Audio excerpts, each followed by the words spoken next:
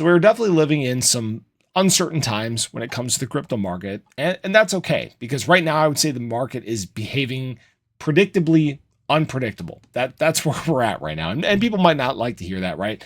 But we're predictably going through our pre-halving correction, our big retracement that we faced cycle over cycle over cycle. It just continues to happen time and time again. But just as this has predictably happened, don't be surprised and don't be shocked when we have this unpredictable shift towards bullishness, this unpredictable shift towards the upside. We've seen this not just recently in terms of ADA, but we've seen this same thing cycle over cycle as well. It's not a question of if, it's more of a question of when. You know, even when we look back at late January, we had this period where we were kind of falling bearish for ADA. We were retracing from about the 68 cent level, pulling back, got all the way down to basically 44 cents. And then we, just like that, had a flip to bullishness and unpredictably started shooting towards the upside, running all the way to 81 cents over the course of probably 3 weeks, 4 weeks, something like that. So unpredictably, this market is going to make a drastic shift at some point. And that's just what these cycles do.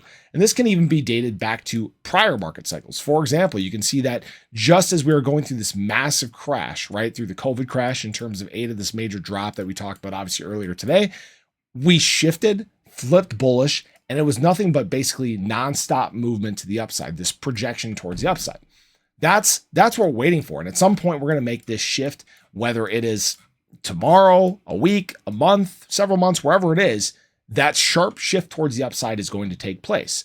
All we can really do is just look at the metrics, look at what the money is doing. And right now, I would say that the money is actually showing it may happen sooner than later. We've actually seen a very large issuance of stable coins lately, a very large influx of stable coins to exchanges. Basically, there is new money entering the crypto space right now, and it's positioning itself to buy. Now, I'm not saying it's buying yet. Who knows what levels they're waiting for, but this capital is going to be flowing into those coins that have some of the biggest optics in the space. ADA is one of those coins. ADA has some of the biggest direct inflows from retail.